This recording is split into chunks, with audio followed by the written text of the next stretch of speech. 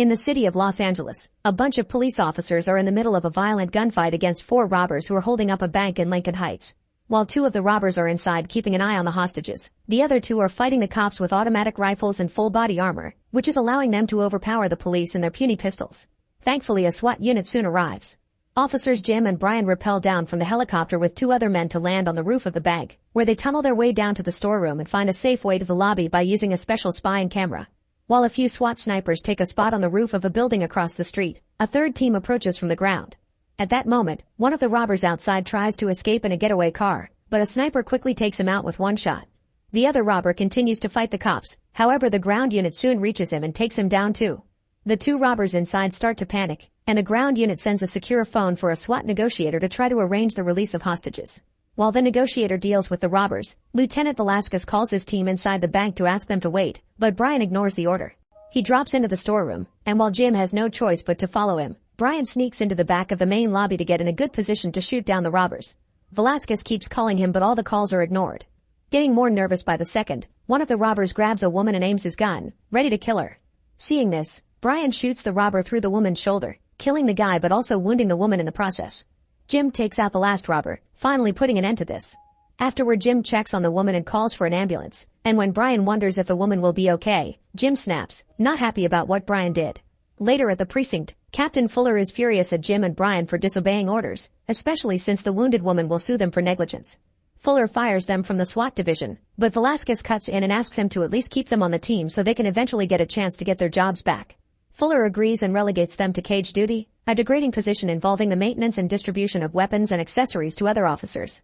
Brian is insulted and tells Fuller off, but this only makes it worse for himself and he storms off in anger. When Jim hesitates, Fuller offers him a chance to get back on the team right away if Jim agrees to rat out Brian for recklessness. Meanwhile, Brian has decided to quit and is now packing his bag. Suddenly, Jim reveals that he agrees with Fuller that Brian was reckless out there and an argument ensues as Jim refuses to quit too. Brian assumes Jim ratted him out and hits his head against the mirror before leaving. 6 months later, Jim keeps training in his free time, but at work he's in a gun cage, performing menial tasks for other police officers. One day, Sergeant Hondo comes to the precinct and asks Jim to fix his customized M4 rifle. Jim notices the custom job and is impressed. Then Hondo meets with Velasquez to talk about the number of scathing articles criticizing the L.A.P.D, which has caused the chief to order a reform of the department. Velasquez wants Hondo to form a new SWAT unit for him to command and offers 2 of his own officers, TJ and Michael. Hondo accepts them and decides to pick out 3 more candidates from the personnel files, although Fuller will have the final say later. After finishing with Hondo's weapon, Jim goes home to find his girlfriend trying to move out of their apartment. She claims things between them aren't good anymore and Jim hasn't been the same since he was taken off the SWAT team. She tries to kiss him one last time but he turns her down and lets her leave. The next day at work it's revealed that while working at the cage, Jim has invented a new piece of equipment that he plans to patent in the future. A gigantic hook and chain designed to take down walls or barricades and end hostile standoffs, which he calls the key to the city. As he's explaining his invention to his gun cage partner, Hondo comes in and appreciates Jim's idea. He retrieves his weapon and is impressed by the improvements Jim has done to it. Sometime later, Hondo takes some of the officers out for target practice on the firing range. TJ manages to outshoot Hondo, who bets $200 that Jim can beat TJ accepting the challenge. TJ faces off against Jim, who ends up victorious to everyone's surprise except Hondo's. Meanwhile, French mobster Alex arrives at Los Angeles, where the guards almost take away his knife but he manages to keep it by saying it's a family gift. After his men welcome him and give him a fake passport for later, Alex goes to visit his uncle at a local restaurant while pretending to be there as a birthday surprise. However, Alex actually knows his uncle has been stealing money from the family for a while, so after sharing a meal, Alex quickly kills his uncle with a knife. Then Alex leaves the restaurant alone in the car, and eventually he's pulled over by the cops for a broken taillight. Since the car belongs to Alex's uncle and there is an arrest warrant out for him, Alex gets arrested for questioning and verification of his identity. He tries to bribe the cops to get out of it to no avail, so Alex ends up in a cell. Back to Hondo, he recruits Jim as his driver for the day in order to look for some recruits. They first investigate Officer Deke, who is found in the middle of a foot pursuit with a suspect. As those two run through the streets, Hondo and Jim decide to join the chase, running for a few blocks until they manage to bring down the suspect. This angers Deke because he wanted to do it alone. However, he calms down when Hondo invites him to join the team. Then they visit another candidate who makes a bad first impression on Hondo by being a vegetarian, too polite, and too much of a stickler to last long in Hondo's unit. Next they move on to a Metro police officer named Chris, who has apparently applied and qualified several times for SWAT but keeps getting turned down because of several misconduct grievances from suspects filed with Internal Affairs. They hear Chris is at the local ER and find his partner keeping watch over a thug with multiple bruises on his face, which were a gift from Chris. Hondo goes looking for the officer and discovers Chris is a woman, because Chris is short for Christina. This makes Hondo realize that Fuller probably kept Chris off the SWAT roster because of her gender, and the misconduct complaints were an excuse, especially when Chris tells Hondo that most of the charges against her came from resisting violent male perps that couldn't deal with the fact that they were manhandled by a woman. Hondo likes her right away and offers her a position on his team.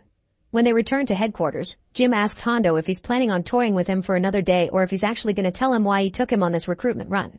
Hondo asks Jim if he wants to be on the team, and when Jim hesitates because he knows Fuller won't approve, Hondo asks if Jim gave up Brian. When Jim says he didn't, Hondo gives him the last spot on the team. Later during the meeting to discuss the team, Fuller rejects both Chris and Jim as expected, but Hondo refuses to back down.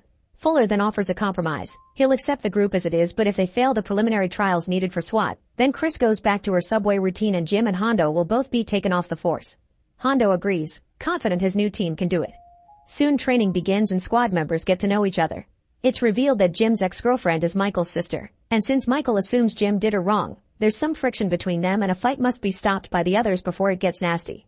Hondo puts the group through several tests like infiltration, armor, weapons, physical conditioning, and long-range shooting, and while there are some difficulties at first, eventually they are capable of performing pretty well. When they have a sniper session that uses cards as targets, the team shows to have exceptional marksmanship skills. They also infiltrate empty buildings in simulation exercises to learn to work as a team and rescue hostages instead of getting them killed. A few days later it's time for the team's final evaluation, which consists of a simulated hostage situation. They'll have to infiltrate an airplane taken over by terrorists played by fellow officers armed with paintball guns. The goal is take back control of the aircraft by taking out all the hijackers within 8 minutes. While looking over the plane's schematics, Jim notices that there's an alternative entry point to the plane that nobody will expect. A tiny elevator shaft meant for food trays which no man could fit, but Chris can. The team drives their vehicle underneath the plane and begins opening a hole in it while one of them climbs over the roof so he can use the window later. While Chris climbs into the elevator shaft, the others find a hatch and detect a trap right before it activates. In a few seconds, they manage to defuse it, and they count to 3 to attack at the same time. With the team split all over the plane, they manage to take out all 6 hijackers with quick shots without losing any hostages, although TJ takes a hit that would have been fatal if it had been real. To Fuller's annoyance, the new team sets a new course record. That night, the group celebrates by eating at a cafe owned by Deke's father. After a few hours of eating and drinking, most of the group heads home except for Chris and Jim, who go to Jim's favorite bar. While they share more drinks, they're interrupted by Brian, who exchanges passive-aggressive comments with Jim until he decides to leave. On his way back, Brian breaks a picture of him and Jim on the wall. Back to Jim, he tries to make a pass at Chris, but she turns him down before inviting him to her daughter's birthday party. Meanwhile, Alex tries hiring a lawyer, but there's nothing she can do for him, so soon he's transferred away. The next day, the team enjoys their time off. TJ goes on a date, Hondo and Velasquez go golfing, Deke spends the day with his kids, Michael stays home with his wife, and Jim goes to Chris's daughter's birthday party, where he entertains all the kids with a water rifle. However, everyone gets their fun interrupted when they get an emergency call. There's a Polish hostage situation, where a man has barricaded himself in his house and is randomly firing a shotgun out the window. The man claims to have wired all the entrances with explosives, and while nobody believes that, Velasquez refuses to take the chance.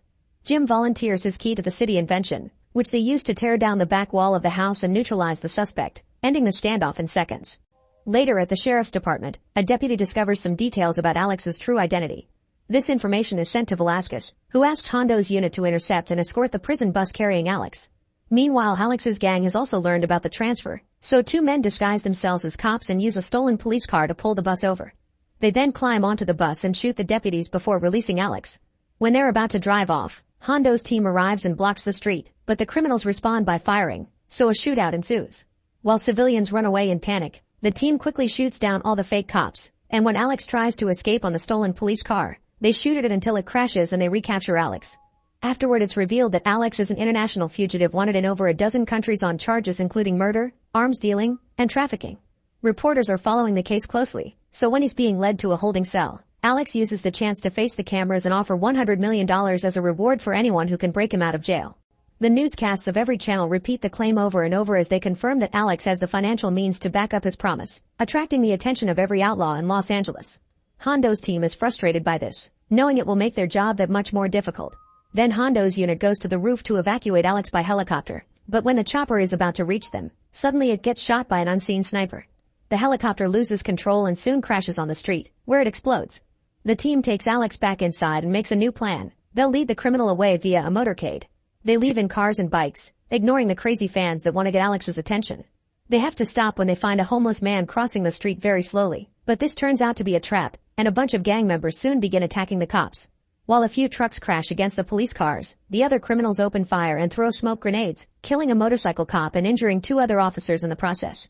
However, when they try to get Alex, they find a doll instead. It turns out the vehicles were a decoy, and Alex is being led down a private access area underground into unmarked cars parked several blocks away from the headquarters while Velasquez keeps watch from the sky. For a few miles, Hondo's plan goes well, although Alex keeps insulting them and offering them money. When they cross the second checkpoint, TJ suddenly stops the car and points his gun at his own team, having decided to accept Alex's offer. Jim and Michael attempt to reason with him, but TJ is suddenly joined by Brian, who shoots Michael down and reveals himself as the mastermind behind the operation to break out Alex.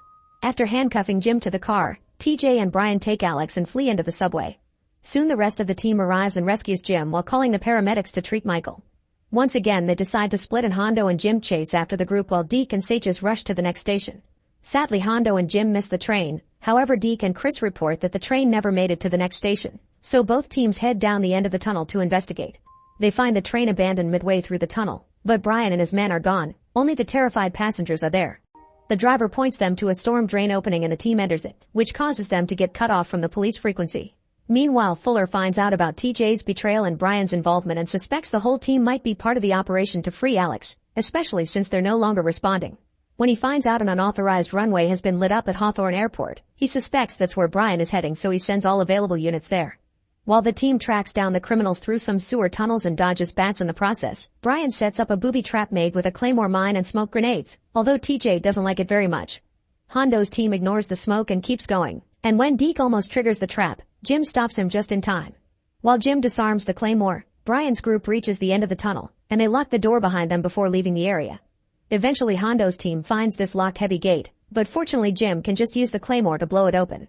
Now their communicators are working again, and Hondo explains what happened to Fuller, asking him to send vehicles to pick them up.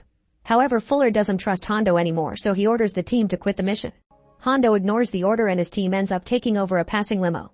As they take off, Chris notices a low-flying jet over the city, making them realize that the jet must be Brian's plan for evacuating Alex and the airport is just a decoy. The team immediately follows the jet, which is now landing on the 6th Street Bridge. Brian and his men immediately take the jet's terrified owners as hostages and board the plane, ready to escape. The team takes the limo to the bridge, and when 2 criminals open fire to make the roadblock explode, Hondo just drives through it without hesitation. The cops open fire to try to stop the plane, and when it doesn't work, Hondo hits the plane's landing gear right before it takes off, causing it to crash. Another gunfight ensues between SWAT and Brian's men, during which Chris gets hit on the shoulder. Alex tries to run away, but Deke chases him on foot and immediately recaptures him. Brian leaves the plane safely by using a hostage as a shield, then he rappels down from the bridge and Jim goes after him. Meanwhile, Hondo confronts an injured TJ, who says he regrets his actions and asks about Michael. After Hondo confirms that Michael is expected to recover from his injuries, TJ pulls out his gun and self-deletes. Back to Jim, he rappels down from the bridge too and lands on a train yard, where Brian takes him by surprise and stabs his hand before running away. Jim goes after him, and after dodging a few moving trains, he tackles Brian to start a hand-to-hand fight. They exchange a bunch of hits on top of the rails, and when a train suddenly approaches, Jim kicks Brian's head into its path, killing him instantly. After Jim rejoins his team on the bridge, Fuller arrives and congratulates everyone for their excellent work, but he also points out that the job isn't finished yet. Alex is still in their custody and needs to be transferred to a federal prison, so the team takes a SWAT truck to deliver Alex to the authorities. Sometime later, after successfully delivering Alex, a report of a robbery in progress comes onto the police band. Hondo points out that their shift has technically been over for 12 hours, but the tired team agrees to head out to their next mission anyway. Make sure to subscribe and turn on notifications so you can watch more videos like this. Thanks for watching.